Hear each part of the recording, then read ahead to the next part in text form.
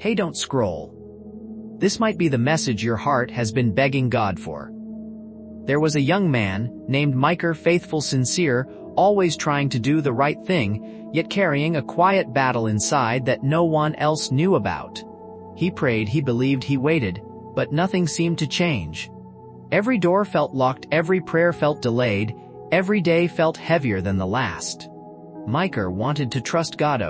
He really did, but waiting started to feel like punishment, like maybe God skipped him, like everyone else's blessings were being delivered except his. One night, heartbroken, drained, discouraged, Micah whispered through shaking breath, "God, how much longer?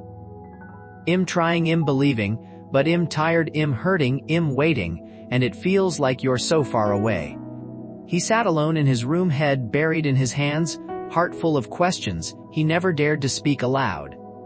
Then unexpectedly, his eyes fell on an old journal, filled with dreams, prayers, promises, things he thought would have happened by now.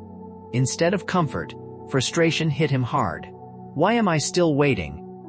What if nothing good is coming? What if I've been hoping for nothing? He reached to close the journal, but a small folded paper slipped out and landed in his lap. Isaiah 40:31. But they who wait for the Lord shall renew their strength. Micah froze. Those words didn't just speak, they struck his spirit like thunder. And in that silence he felt a whisper rise deep within. My son, waiting is not punishment, it's preparation. I am not delaying to hurt you. I am shaping you, strengthening you, protecting you, preparing you. If only you could see what I see. Micah's heart trembled, his eyes filled, a warmth surrounded him, gentle yet powerful, a presence he knew was God. Then suddenly a vision burst into his spirit. He saw himself years later, smiling, glowing, surrounded by the family he didn't have yet. He saw joy he thought had never feel, peace he thought had lost forever, blessings he once thought were impossible. He saw a table God himself, prepared, not empty, not forgotten, but overflowing with goodness, overflowing with promises, overflowing with divine timing. And God whispered again, what I'm building for you is worth the wait. Don't just wait, enemy, wait with me. Let me strengthen you, let me lead you, let me work in the places you cannot see.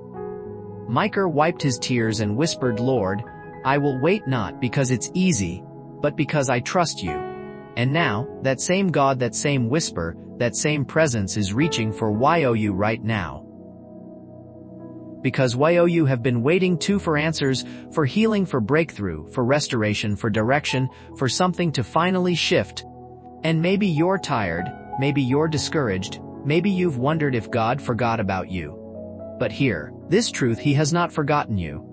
He has not abandoned you. He has not ignored your prayers. He is moving in the silence, and what He's preparing for you is worth every single minute you've waited. God says to you right now, hold on, my child.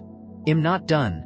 Trust me. Walk with me. What I am building for your future will make every tear, every setback, every lonely night worth it. It's coming, and it's beautiful. If this touched your heart, type, Lord, I will wait with you. And share this, because someone connected to your life is seconds away from giving up, and your obedience could save their hope today. This might be the message your weary heart has been trying to understand for a long time. There was a young woman named Hannah, gentle, humble, full of quiet faith, but walking through a season she never asked for, a season of waiting, long, heavy, exhausting waiting.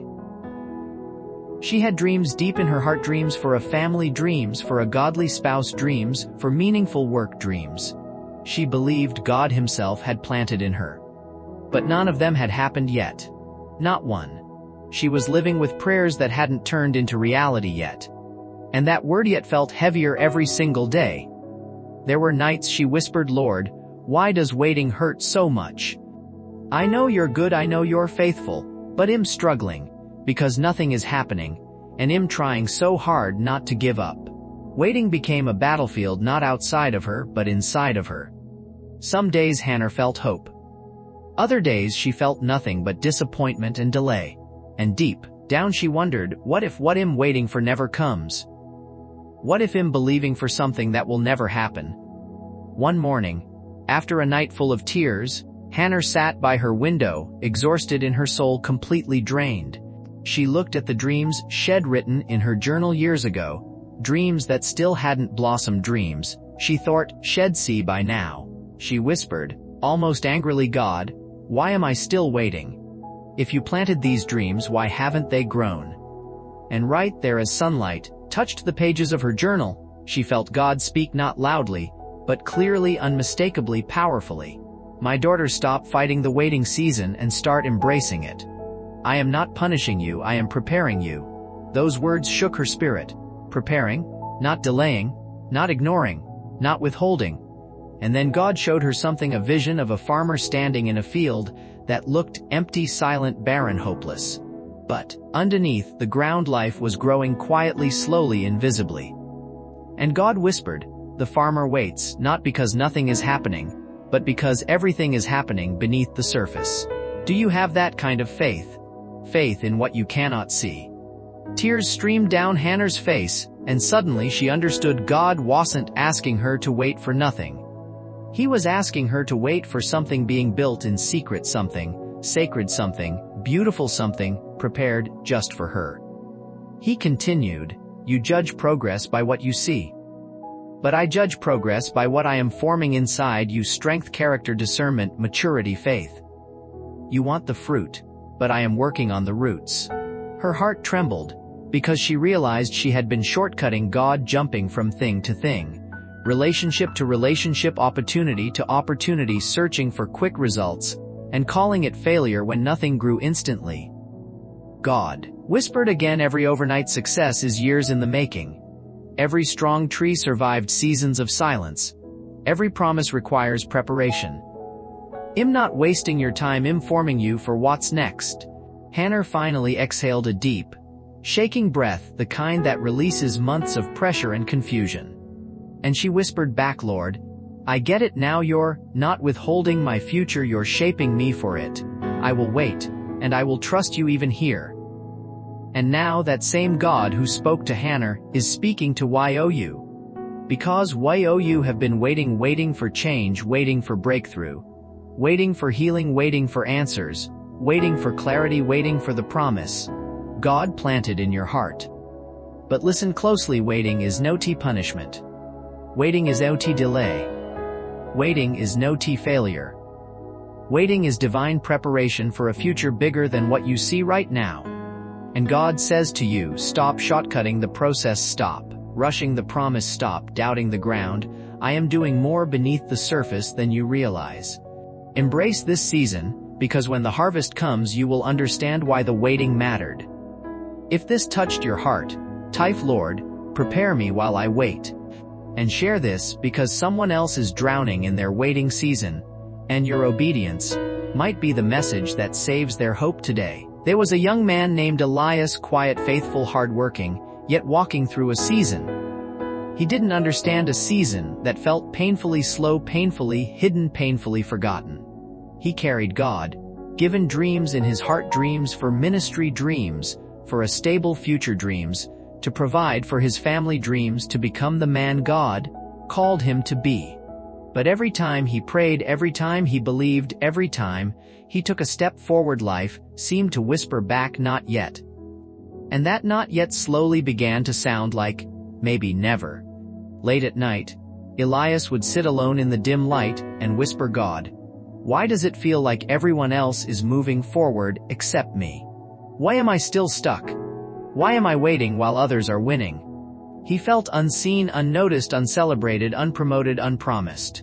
It wasn't that he lacked faith, it was that he couldn't understand the silence, the nowhere season, the quiet that echoed louder than any answer.